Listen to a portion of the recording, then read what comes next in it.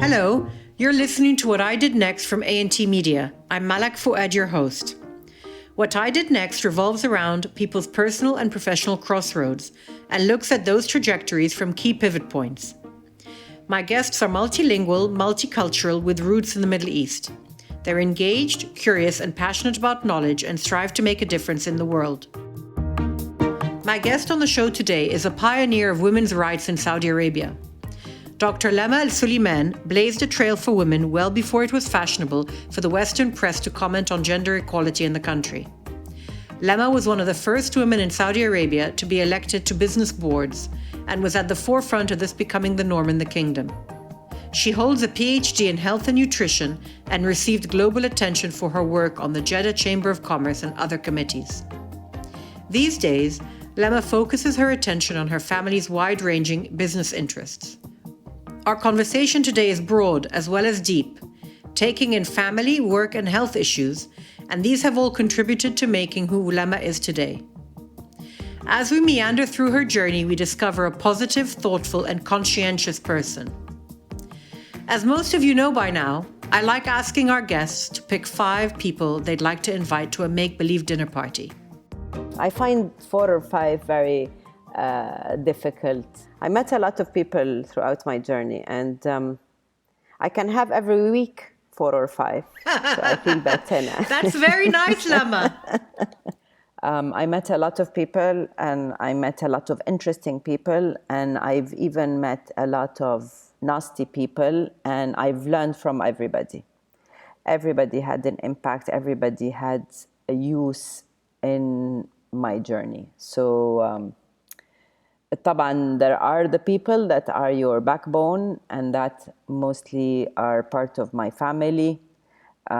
People that brought in security and stability in my life, that would for sure be my father. I mean, the lifestyle we were lucky to grow up in, that on its own is a stability one might not take into you think it's normal, but no, I've realized a long time ago that this is not normal. So I was very lucky for the hard work he's done and the stability I've had.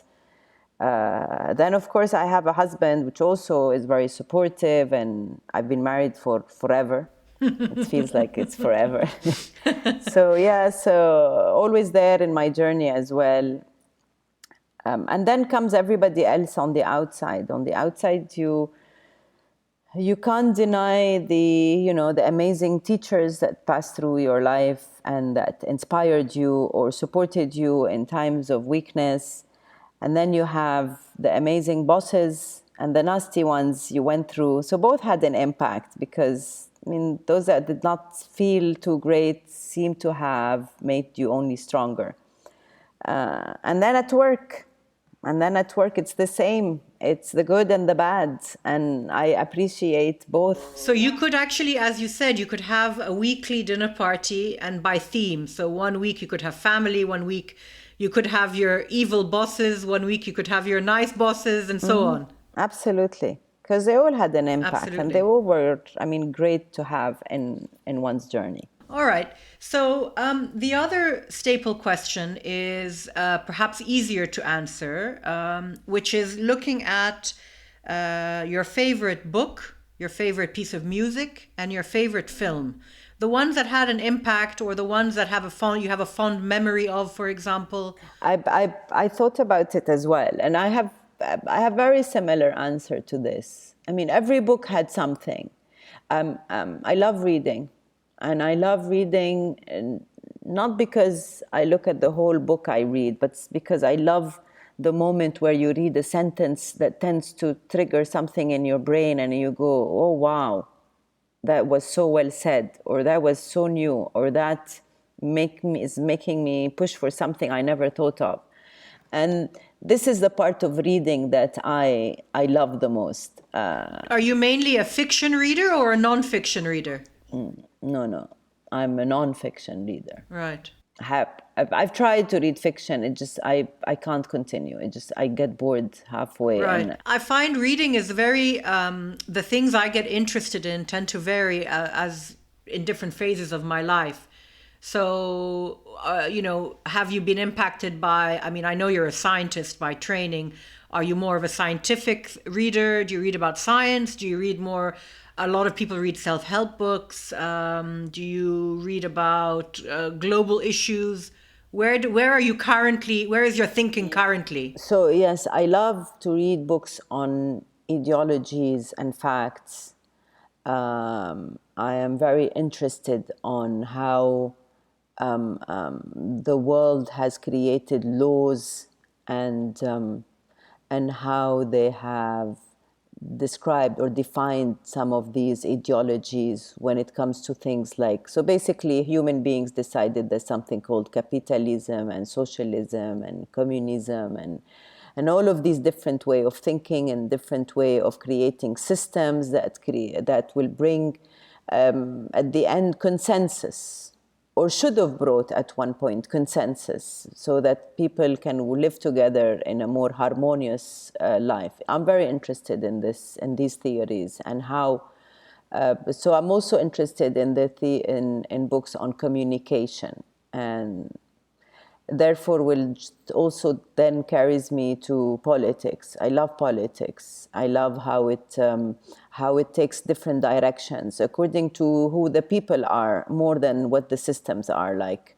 I think we're in a period of great movement in this area as well, not just on the national level, but internationally. It just feels like there's a shift happening all over. Starting in 2008 from the financial crash, and now with COVID, I just feel that we're in a moment of huge flux that's going to be affecting us all, and we don't yet know how. Yeah, we're transforming basically into a new era. And so I love to also read history, because going back to history, you find that, I mean, human being evolve very slowly, in my opinion, very, very slow in comparison to the speed that everything else is developing around us. So we're the same. So so you and I could be here during prehistorical time and having a conversation, but we still have the same emotions, the same reactions, and the same.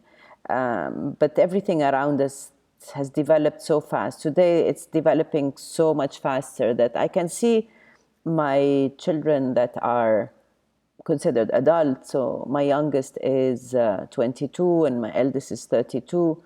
They're the bulk today around the world, and they move fast, but at the same time they have too much emotions. They're not too sure of where they're going.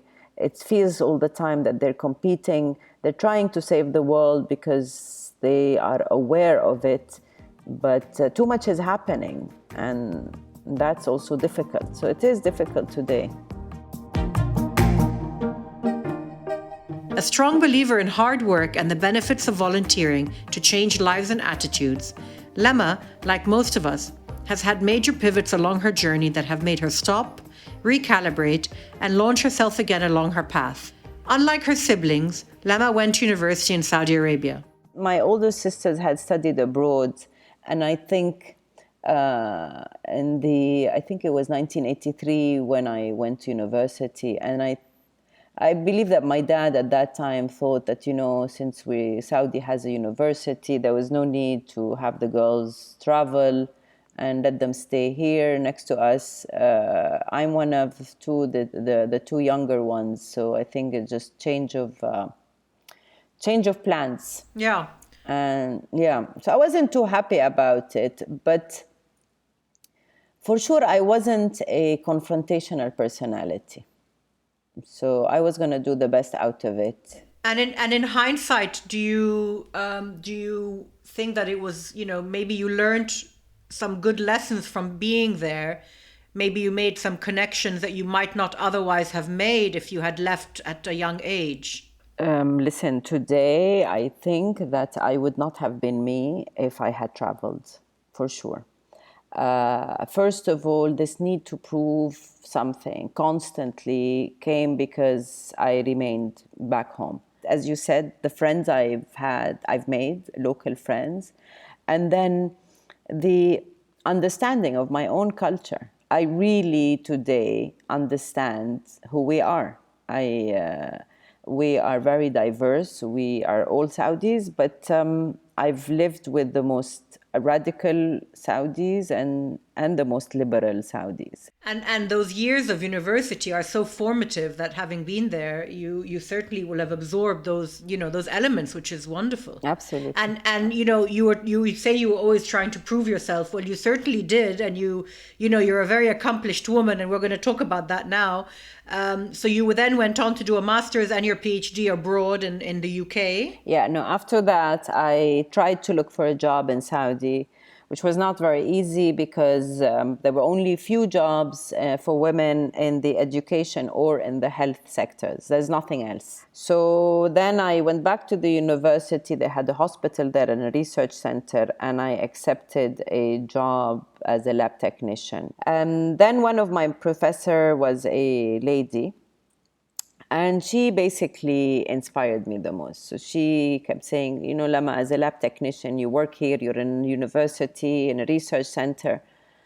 Why don't you further your education? Why not take your master's and your PhD? This professor that you had who encouraged you to further your studies was quite pivotal. She took you into another direction that you perhaps hadn't considered. Yeah, actually, she was very smart because she dared me. So I said, okay, it's all in. I will do it only if I get accepted into one of these really, elite universities abroad. So I applied to Imperial, they rejected me. And then I applied to King's College in London, and they accepted me. I mean, I pushed, I remember, I did not accept to be refused. After being refused by Imperial, that was it wasn't a shocker, but I didn't expect them to be that fast, So that's a hard lesson. Yes, very hard. So I decided to go to King's before they answer me so that at least I can ask for an interview. It was the trend. I played woman, Saudi Arabia, always looked at as being, need support, Western world, Commonwealth, UK, grants, you played all the cards. Country. You put all the cards on the table. Absolutely. I mean, and they did. I must admit. I mean, they did respond well. I do believe that some of these universities and that King's gave me an opportunity of a lifetime, and that for me is very pivotal, because that really moved me up in the world, here locally and internationally. After I graduated and I had a PhD, I was now a person who had the right to be heard.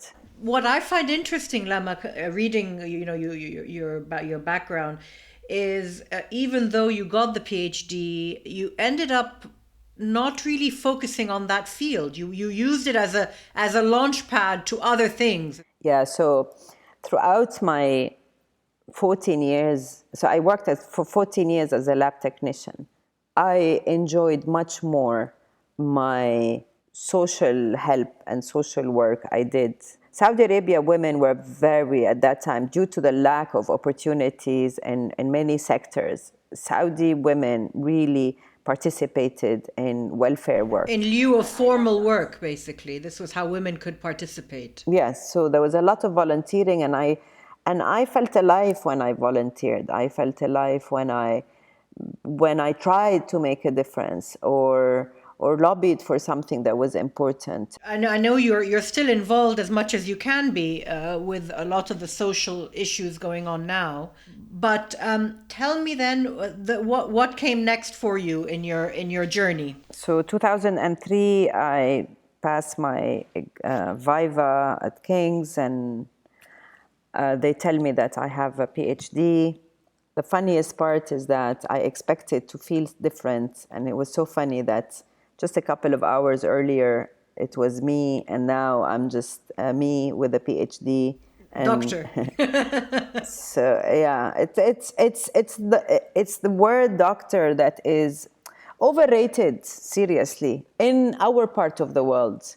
Maybe not as much in Europe, because I've met a lot of impressive people who had PhDs but were not called doctor. And while here, everybody wants to call me doctor. And it seems to be something that you impose on people. You must be called doctor so that you're heard.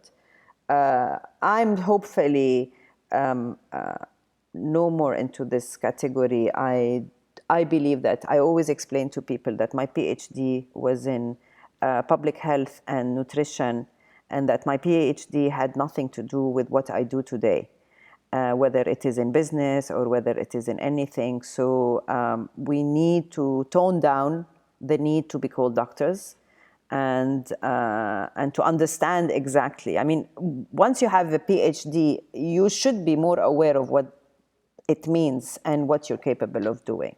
But I think our region of the world, these are milestones that we have to achieve, and I think societal change takes such a long time. Maybe in 10, 15 years, someone who has a PhD, as you're mentioning, it will never even be said. But in today's world, in the Middle East, these things still really do matter, especially for a woman. Somehow you have to legitimize yourself by displaying your qualifications before you are let in the door. But it was a pivotal time because it had opened up opportunities for me. So in 2003, so just before, so even during my studying of my PhD, I got invited into some quite reputable committees that were part of advisory boards of some governance and government institutions. And that also got me very close to the decision makers. And yes, for sure, my PhD had a push in there. But I think also the energy that you show and the work that you do and the volunteering work also is something that we need to understand, that you need both. Of course. You can't just have a PhD and not show that you have an impact or a role to play in society. It's interesting as well, Lama. Maybe it's also because because you come from a very sort of well-established and relative and quite powerful family in Saudi. Maybe you wanted to break out on your own and do something in your own right that had an impact. It's so interesting you say this. So I'm as you said, I've always lived in this world. I mean, I can't say shadow, but it is. I mean, I had an amazing grandfather that I have never met, but there were stories and books that were written about him being the first official minister here in Saudi Arabia during the times of King Abdulaziz. And then I was also born to a great man, my father, who was an extremely well-established businessman here, very reputable, not only in Saudi, but worldwide. Absolutely. So that was also quite something.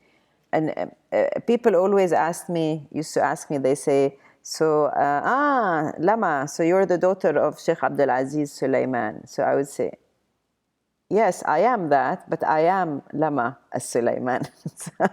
Dr. Lama Al-Sulaiman as well, to make the point. That was later on. That was later on. But yani, yes, I was, basically they inspired me.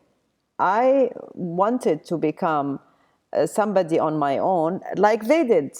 Yeah. I mean, my father did not live in the shadows of his father before him. And I think I just was inspired by that person before me. And I wanted to also be somebody that maybe I also wanted him to be proud of me. Of course. I mean, he wasn't very attentive to the kids. And it was something that my mom took care of mostly. And I mean, but then the more I did, I could see in his eyes how proud he was, how happy he was. So even though we did not share many words, but for sure we shared moments. And that was. And these are very important things that spur you on as well. They keep you going. Yeah. Yeah. So a lot I saw around me then. and I still see it today. Young girls love to blame or want or feel they need to blame their parents for a lot of challenges that they face in life. And I sit with a lot of these young girls. So a lot of young women today like to sit with me, and we have coffee, and we have, these, okay, some kind of debates and conversation. And a lot feel victimized, or feel that they could have done more if it was not for their parents. And I push that limit. I feel that I did not want to feel like I was the victim. It's easy to think of oneself as the victim. And today's world sort of puts the victim on a pedestal everywhere. But it's important to not underestimate real victims. But I think that it does, and it takes away from real victims, because everyone's calling themselves a victim, so you don't even see who the real victims are anymore. That is extremely important. That is so true. So so I did not want to be a victim, and I was not a victim. And again, yes, I remained in Saudi. I did not get the opportunity to study abroad. Yes, I lived in segregated environment where men and women were not very collaborative at that time. Society was hard, but I can only remember amazing time. I mean, again, I had a stable family, secure. I had an amazing parents. My mom is Lebanese, highly cultured, loves to read. I think she installed this. My mom is a fighter. She, in her heart, she's more man than any man I've known. And she's tough. She's very tough. And my father is a doer. He loved to achieve things, and which he did. You came to the attention, I think, in terms of outside the Saudi borders, if you like, when you were elected to the Chamber of Commerce in Jeddah. That was 2005. That was 2 years after my PhD. I think before I go into the chamber, we need to discuss my journey in 2004 of yes, being absolutely. We diagnosed do with need to discuss that. breast cancer. So as much as I was confused during 2003 because I didn't know what I wanted to do, I had left the job and I was seeking something new and something much more interesting. Well, I was revealed with something extremely more exciting and more interesting, which was I was diagnosed with cancer. How old were you, Lama, then? How old were you then? I was 38. We'll get back to Lama's story right after this message from our sponsor.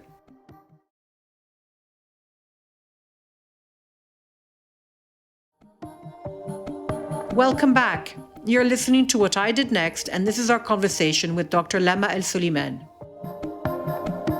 I still, until today, remember every day and every moment. It's unbelievable. But I will not forget, I was ready to face it. I was ready. I did not have any sad moments. I did not feel like I needed to prepare anything for the future or hada. It was the moment. It was now. It was very present for me. Is it potentially, do you think that could be because you're a scientist, but also because you have faith? I think people who have a strong faith are able to cope with these situations very calmly. I felt lucky that I was going through that experience because I had faith. We have believed that God only challenges those that He loves. So that for me meant a lot. Yeah. So my kids were fine. My husband was an amazing father who was taking care of all four. I had my sister who was there with me 24/7, and you find the right doctor, and that's it. Yeah. You follow the protocol. Yeah. There isn't much to do. There isn't much to think about. It's about moving on, getting it all under control. You know, I had a similar experience to you, as you know. Did you find that while you were in it, that you were just robotic about it, that you just got through it, and that afterwards you felt the emotional effects much more? Because that's what happened with me. When I was in it, it was just getting through it, but afterwards, it had a huge impact later. Yeah, well, while I was in it, until today, I sometimes look for that strength that I had that year, that these emotions, the feeling, it was unbelievable. It was so strong. I have never felt it again. You Yeah. know, I It's cannot it's tell you almost that I went. machine-like, right? It's like a machine almost. It's something, there is a protective scheme inside of us that seems to unleash and makes us only feel stronger. And you see, so that experience was so exhilarating for me, and it was such a learning path. Because the whole world around you slows down. I tell a lot of people that are going through Corona today, you know, and all the COVID and the pandemic and no traveling. I say, oh, you know, this reminds me when my whole year when I was fighting cancer. Things looked like the same. It looked like I was stuck at home. It looked like everything was slow. It looked like, but it's very similar to what a lot of people are going through today. I hadn't thought of that. Very similar in nature, but yeah, it's a good point. I hadn't thought of that before. Yeah. How did that change for you going forward? What did that mean to you? How did you want to live your life after that? So I had no idea, because then during the end of my treatment, there were some changes during King Abdullah's time in Saudi, and I heard. So I was volunteering at the Chamber of Commerce with a lot of these women that wanted to start small businesses or just income generating businesses for them, and.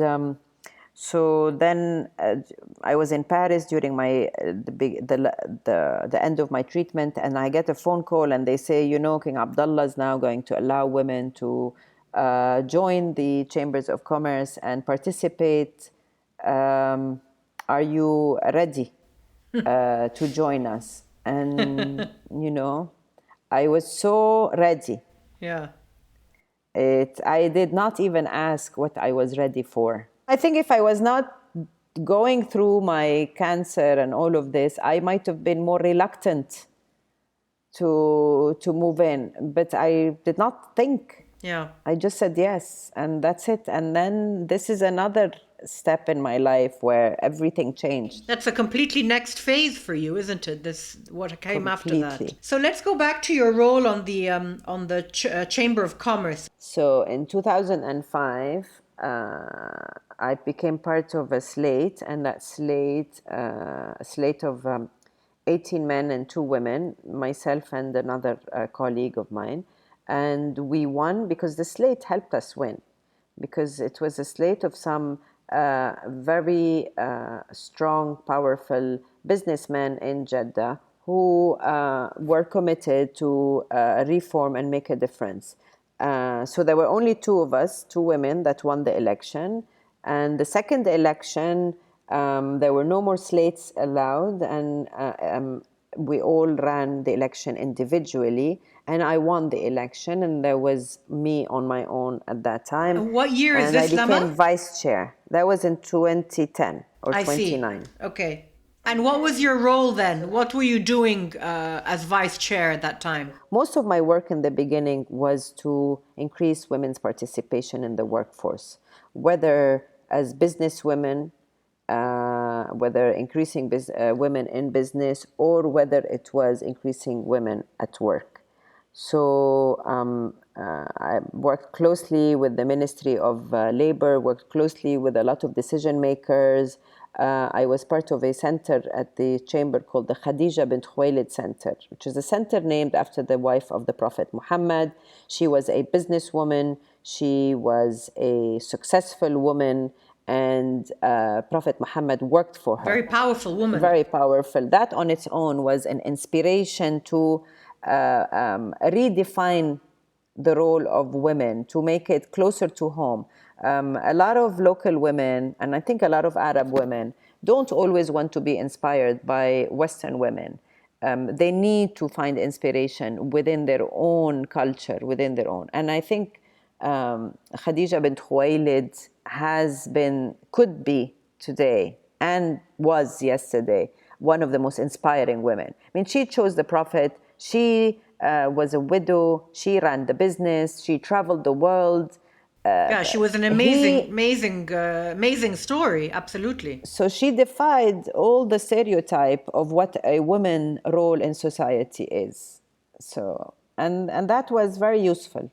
So your election at the beginning, the first one and the second one, they were really not just pivotal for you as a becoming more of a public person, but they were pivotal in Saudi. And I remember that period. It was, very unique time and very unexpected that women would be put in these roles.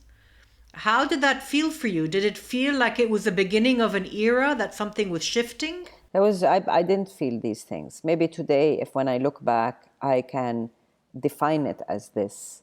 But at that time, I can tell you I was on a roller coaster. So there's no feeling, no thinking. It was day to day. I faced a lot of people that were unhappy. So I had many board members that were not very happy that they were led by a woman. I went once to the royal court and the chair was not with us, so I had to lead in going inside the royal court. And I remember that the members did not want to follow me. They wanted to stand in front of me. And then one of the men in the royal court came and said, no, the vice chair should be leading in the entry, protocol-wise.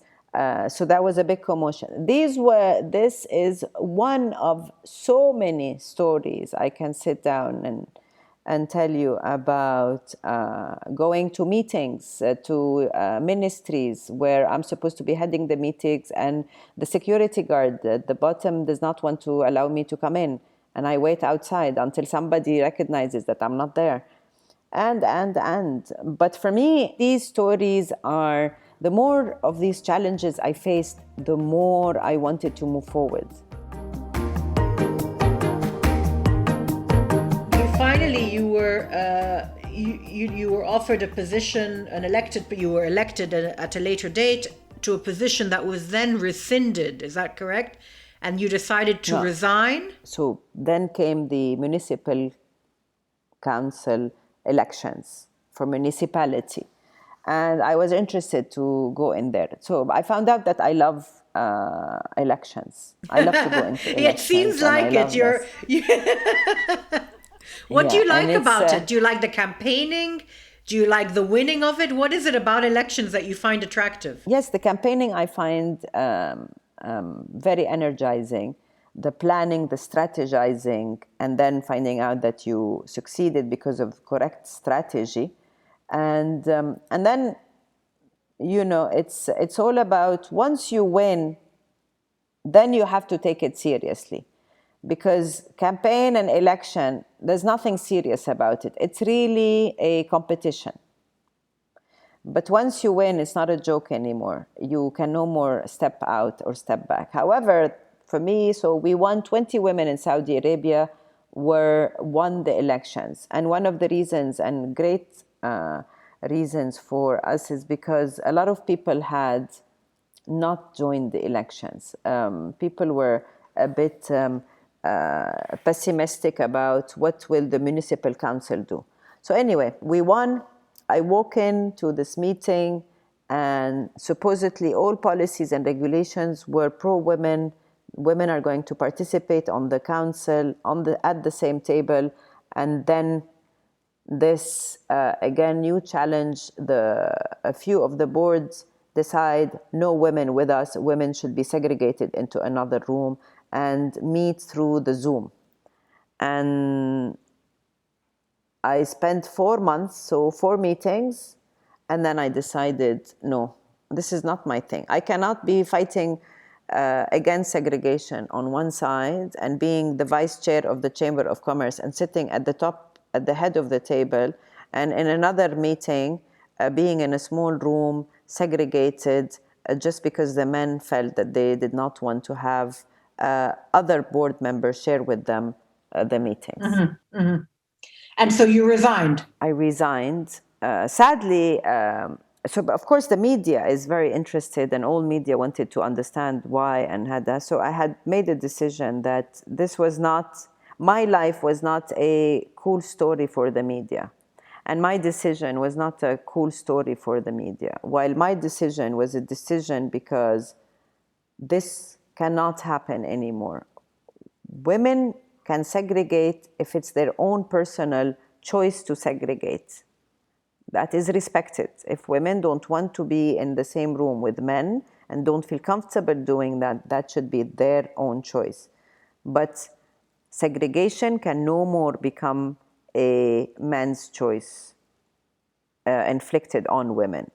And therefore, so thank God today this does not exist. Today, we have had 5 years of reforms in policies that support women.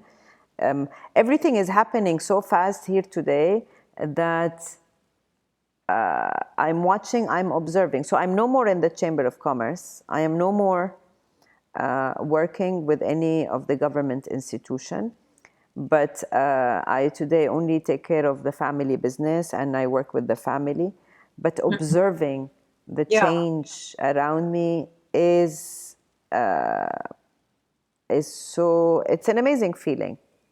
And you feel positive with all the things that are happening now in the country, I'm sure, with the opening up and the inclusion I of don't women. have to feel or not feel. I just look at my daughter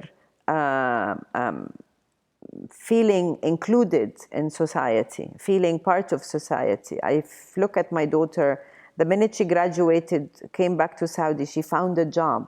Isn't that the most rewarding thing ever? She found a job where she feels that she has a role. She's not just an extra number. It is a true job where she is participating. Men and women are listening to her opinion. She has some of the leading people in her company are women, so she has women bosses as well, so who are making decisions. Now it's a whole new world. And in when you think about it, compared to the period you were experiencing in government and being more in the public eye, to where we are now, that phase has happened very fast, actually.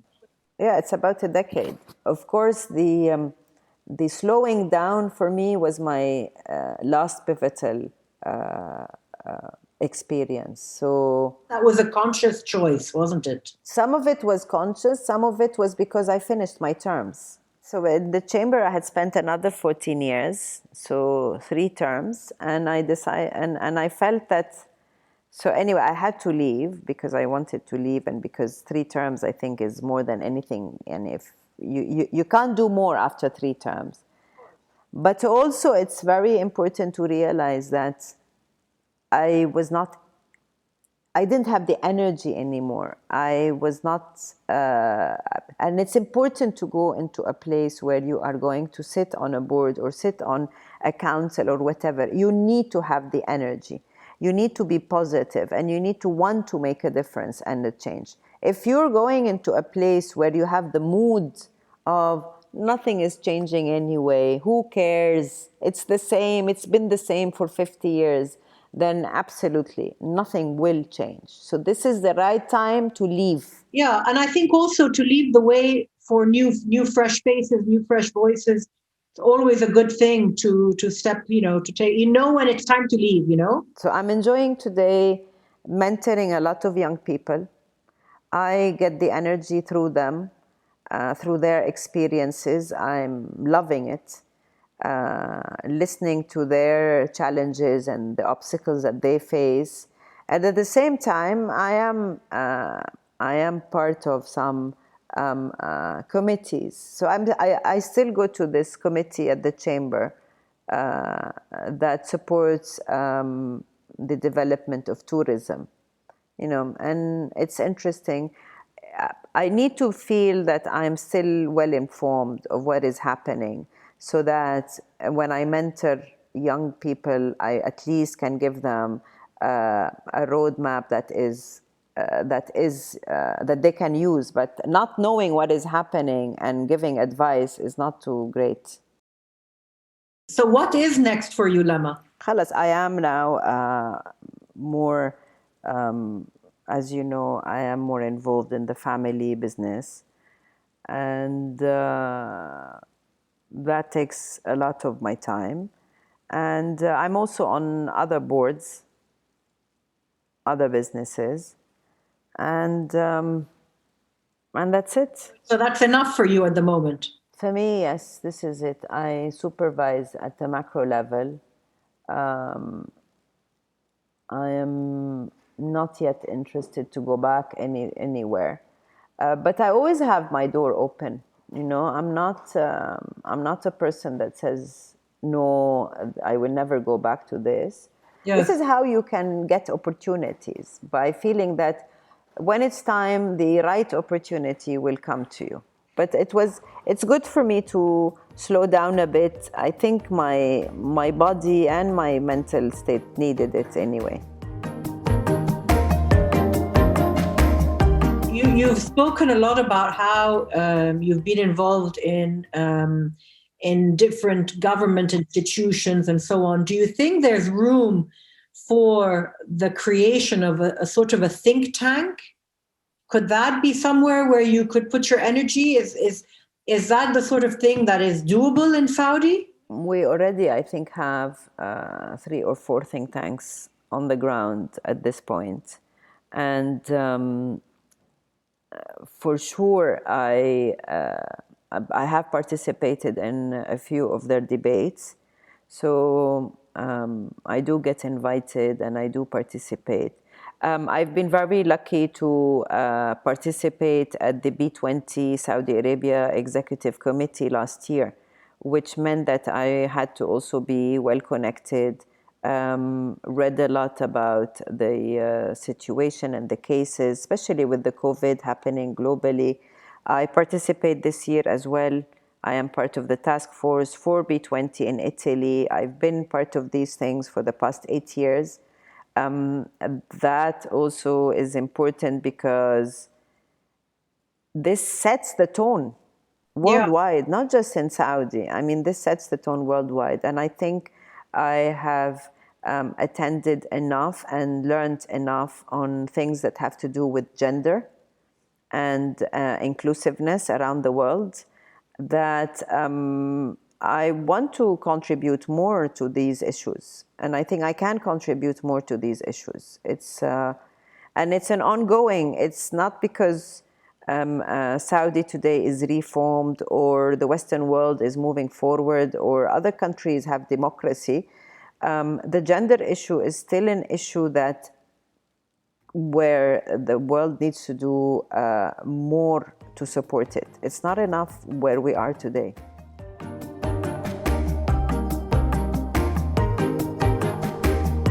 Thank you for listening today. This episode of What I Did Next was brought to you by A&T Media with me, Malak Fuad, and is co-produced by Chirag Desai. Please remember to follow us on Instagram and Facebook for updates on the show. Just search for What I Did Next. I'd really appreciate it if you could leave us a review in your podcast player. This boosts the show's ratings and helps us reach potential new listeners. Our next episode will be in 2 weeks' time, and we really hope you can join us then.